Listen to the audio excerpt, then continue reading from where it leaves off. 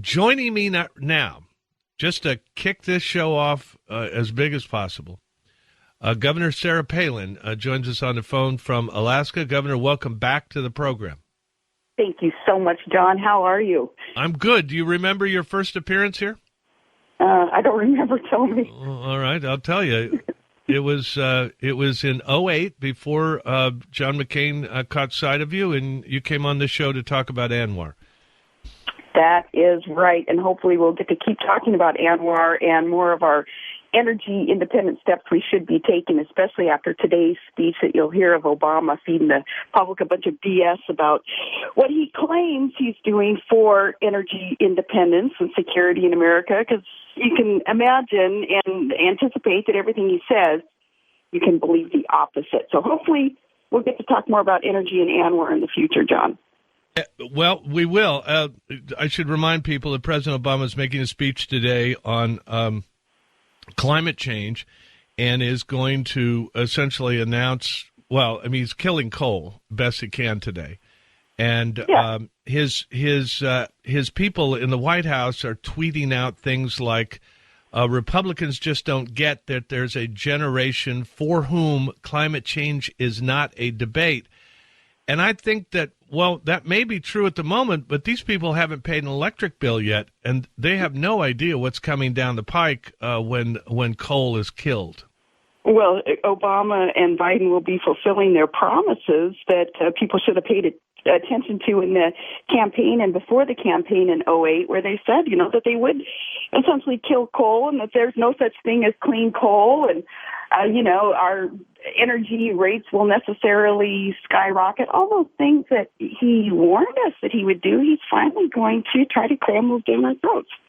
So let me ask you, change the subject to immigration. The Senate voted 67 to 27, I think it was, for cloture last night, meaning that the immigration bill as it now stands in the Senate proceeds to a vote next week, and it's probably going to get about 70 votes.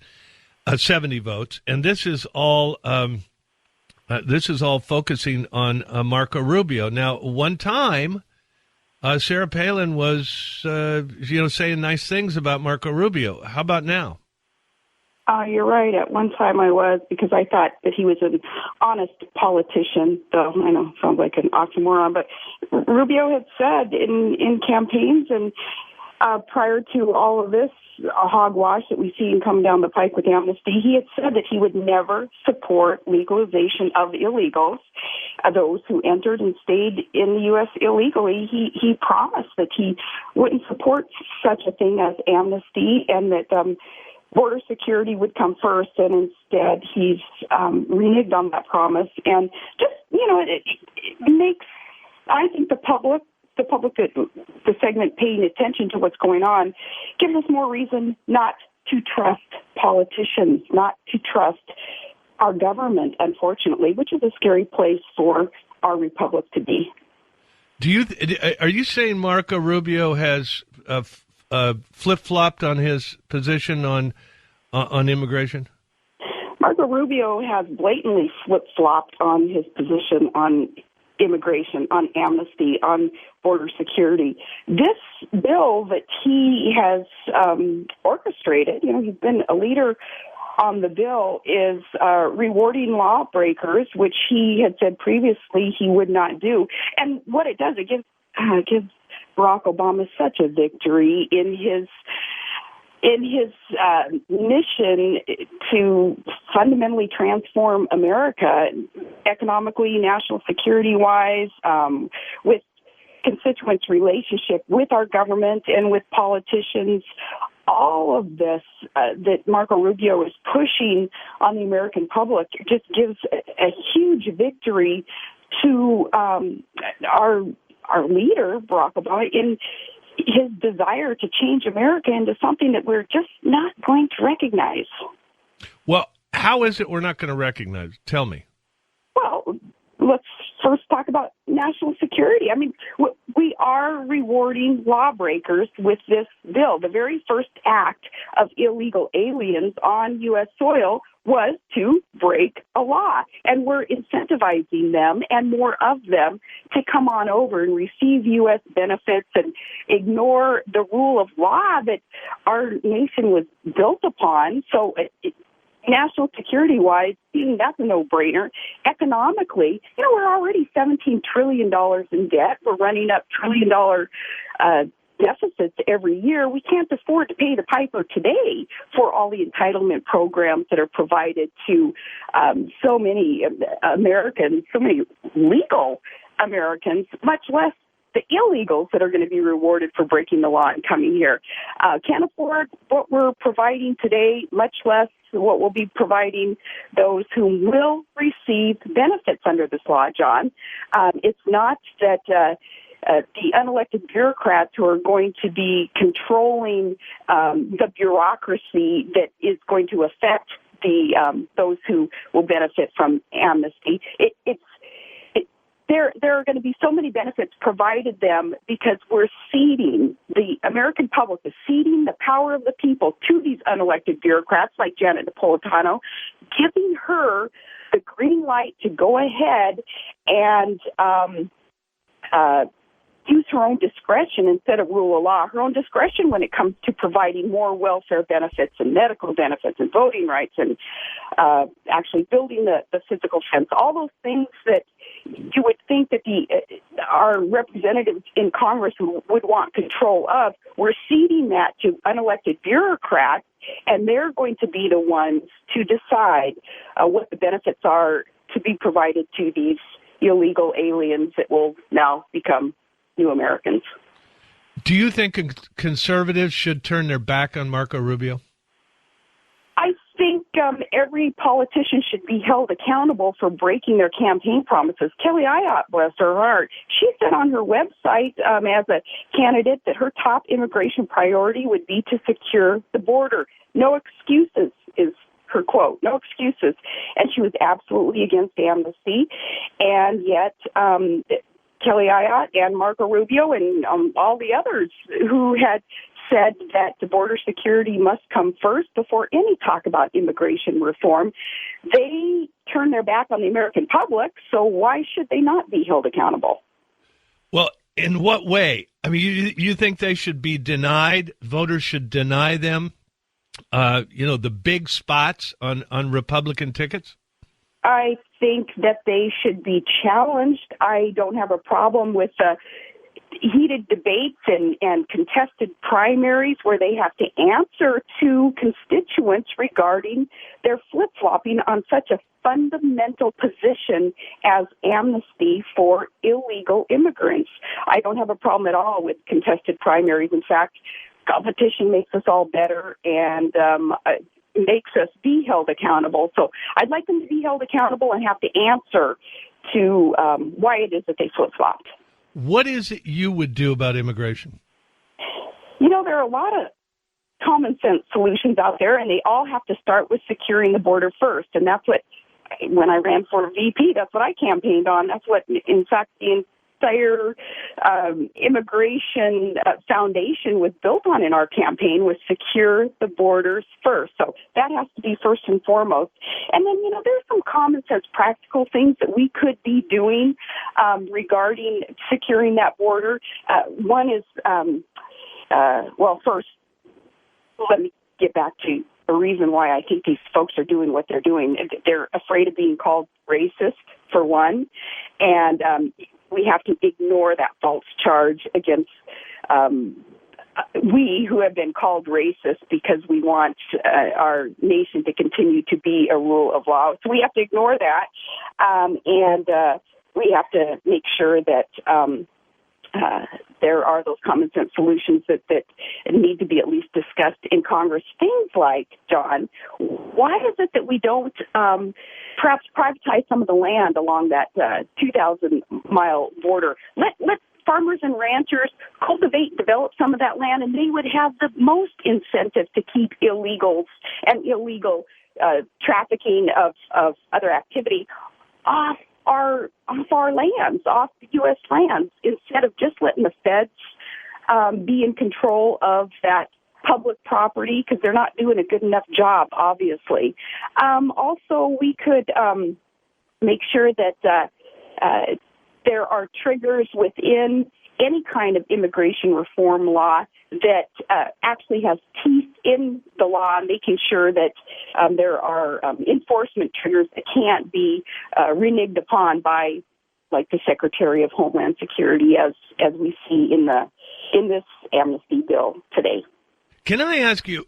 You're saying you're suggesting that maybe the Fed should allow certain portions of that border area to be privatized, private parties buy them, farmers, ranchers, whatever, and that they would secure the border.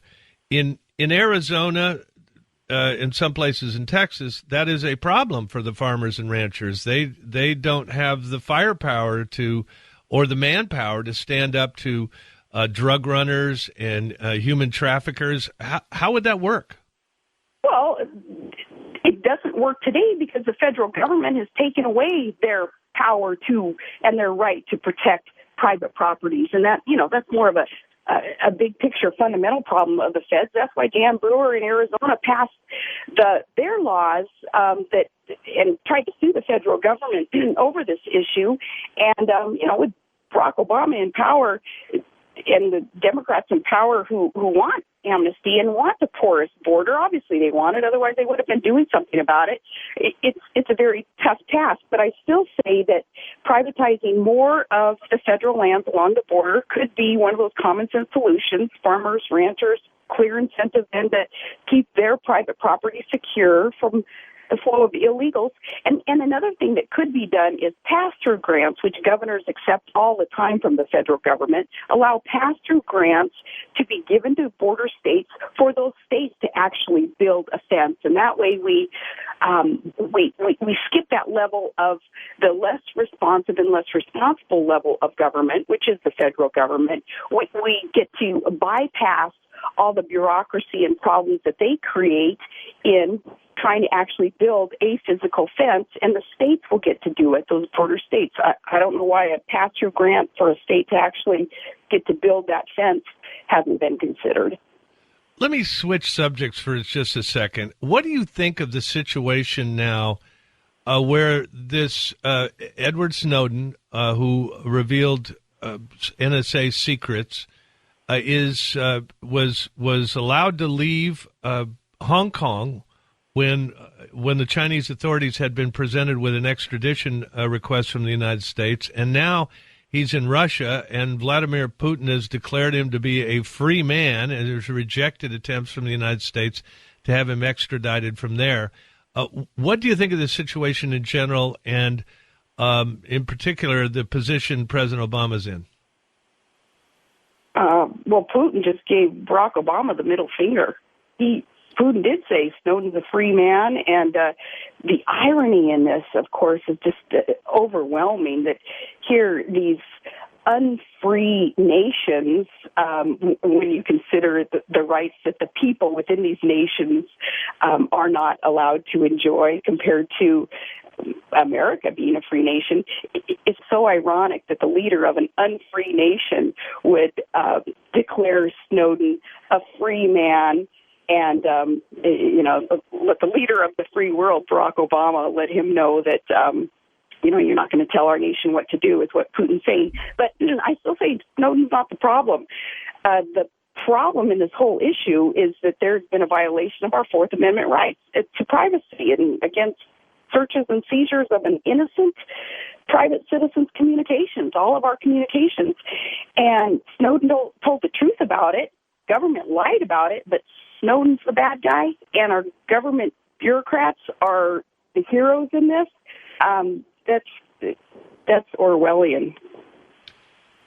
What if you were in the position that Barack Obama's in? What would you do to get Snowden back? First of all, would you want him back? I would want him back because there are questions that Snowden has to answer to, obviously. And I'm not putting Snowden up on some kind of pedestal like he's a hero. If he broke the law, he broke the law. And it just goes back to amnesty and everything else. You know, we are governed by the rule of law, and people need to follow the law. Otherwise, it's chaos, and it's, you know, and a very bizarre run republic, as we're seeing today under Barack Obama, by the way. It is a bizarrely run republic. But I would want him back so that he would be held accountable for any law that he has broken. But I still say those government officials who lied to the American public and lied to Congress about what that hierarchy in government was doing to our Fourth Amendment, to our Constitution, they should be held accountable too, and they need to answer questions. That's why it amazes me that there is so much focus on this Snowden character when there's a bigger problem than just this one individual letting Americans know what their government is doing on spying on innocent Americans' communications. Governor Palin, I really appreciate you taking the time today. I've got to take a break now, so we will let you go. I know you're busy. Remind everybody that Sarah Palin is back on Fox, and so we anticipate seeing you soon. Can you tell what's the next show you're on? I think I'm doing Hannity tonight. As a matter of fact, if they're able to bring a satellite truck all the way out to my little hometown of Wasilla here, we'll see how the logistics work. You know, being 4 hours off with the time zone and different logistical challenges way up here in Alaska always make for interesting interviews with Fox on TV. Yeah, well, we're looking forward to it. And good luck. It's good to talk to you. I'm glad you're back on Fox. Thanks so much. Good to hear from you. All right. Thank you. Governor Sarah Palin, we'll take a break. I'll be right back. It's Gibson.